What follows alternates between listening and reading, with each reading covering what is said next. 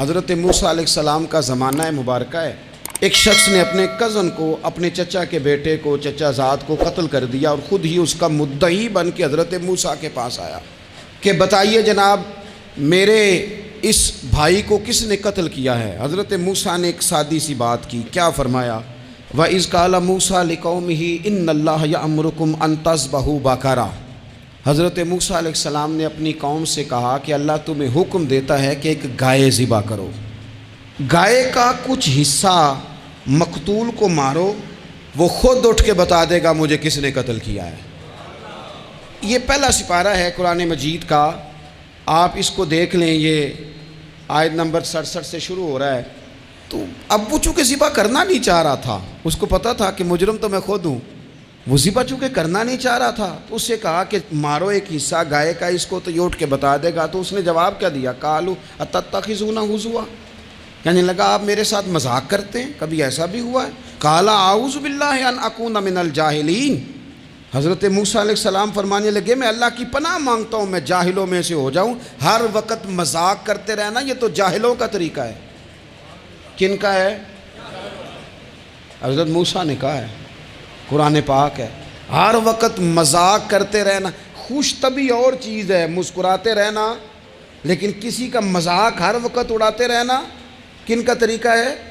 جاہلوں کا. جب کہا نہیں ذبح کرنی ہے تو اب ذرا دیکھیے کرنا نہیں نہ چاہ رہے. قالوا ادع لنا ربک یبین لنا ما ہی، کہنے لگے اے موسیٰ پھر آپ نہ رب سے دعا کریں کہ وہ ذرا کھول کے بتائے وہ گائیں کس طرح کی ہو.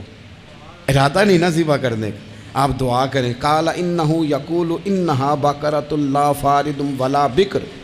فرمایا کہ رب کہتا ہے وہ گائے نہ بوڑھی ہو نہ زیادہ بچیا ہو، عوان بین ذالک، ان کے درمیان ہو، یعنی جوان گائے ہو. فافعلوا ما تؤمرون، کرو جس کا تمہیں حکم دیا جا رہا ہے. قالوا ادع لنا ربک یبین لنا ما لونھا. لو اگلی بات سن لو. کہنے لگے آپ دعا کریں رب سے کہ وہ کھول کے بتائے اس کا رنگ کس طرح کا ہو، رنگ بتائیں کس طرح کا ہو. قال انہ یقول انہا بقرۃ صفراء. فرمایا رب فرماتا ہے کہ صفراء رنگ کی ہو، یعنی گہرے زرد رنگ کی ہو. یہ رب فرماتا ہے اس طرح کی گائے ذبح کرو.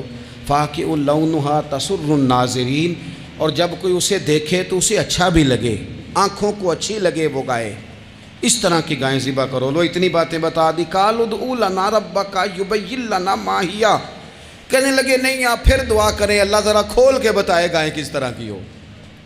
ان البقرہ تشابہ علینا، ہمیں ذرا گائیں پر شبہ پڑ گیا ہے کس طرح کی ذبح کرنی چاہیے. وَإِنَّا انشاءاللہ لمہتدون، اگر اللہ نے چاہا تو ضرور ہم ہدایت پا جائیں گے. پھر اللہ تعالیٰ نے فرمایا کہ قال انہ یقول انہا بقرۃ لا ذلول تثیر الارض، گائیں اس طرح کی ہو کہ وہ کبھی کھیتی میں نہ چلائی گئی ہو، یعنی اس کو کبھی کام نہ اس سے لیا گیا ہو. بیل کو لوگ لگاتے تھے نا، جو کام آج ٹریکٹر سے لیا جاتا ہے وہ گائے بیل سے لیا جاتا تھا.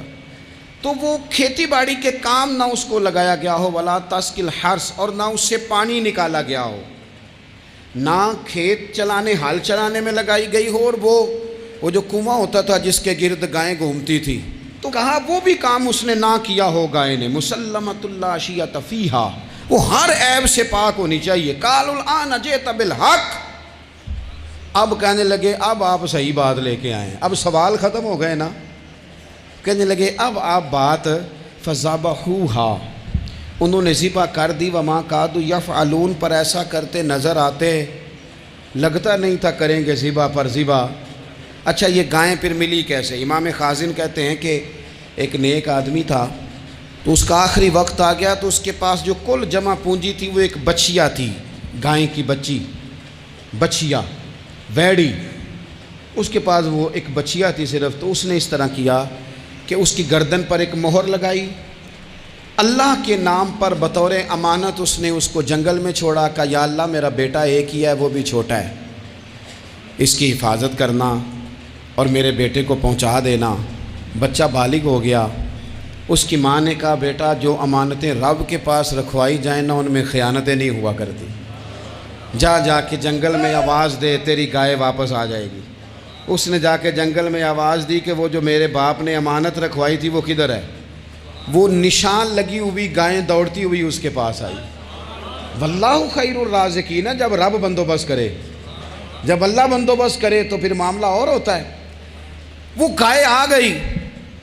اب اس نے کیا کیا اس نوجوان نے کہ وہ گائے گھر لایا، ماں سے آ کے کہا کہ اماں یہ تو اللہ نے فضل کر دیا۔ ماں کہنے لگی پتر حالات ہمارے خراب ہیں، منڈی میں لے جا اسے بیچ دے، لیکن سودا میری مرضی کے بغیر طے نہ کرنا۔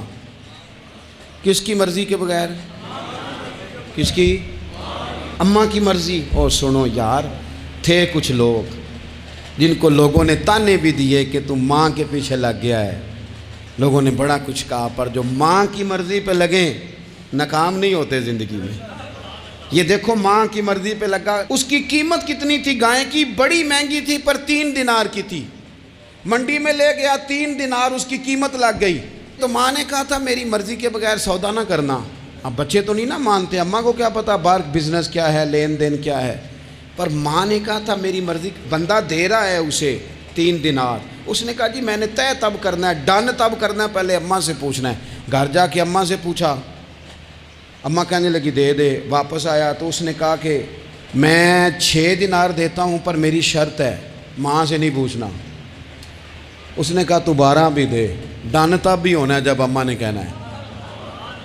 وہ جب اس طرح کی اس نے گفتگو کی، واپس اپنی والدہ کے پاس گئے، کہنے لگے اماں سمجھ نہیں آتی، 3 دینار کی گائیں بندہ 12 میں خریدنے کو تیار ہے، شرط لگاتا ہے کہ اماں سے نہیں پوچھنا۔ تو والدہ کہنے لگی پتر پہلے اس سے جا کے پوچھ کیا وہ ہے کون؟ یہ کوئی روحانی معاملہ ہے، کوئی غیبی مدد ہے، پوچھ۔ اس سے جا کے پوچھا تو وہ کہنے لگا میں تو فرشتہ ہوں اللہ کا، تو نے گائیں بیچنی نہیں، اس لیے کہ تیرا باپ بھی نیک ہے، تیری ماں بھی نیک ہے، رب تیرے رزق میں برکت پیدا فرمانا چاہتا ہے۔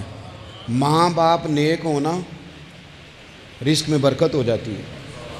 ماں باپ نیک ہوں، ان کی صالحیت کا اثر پہنچتا ہے بچوں تک۔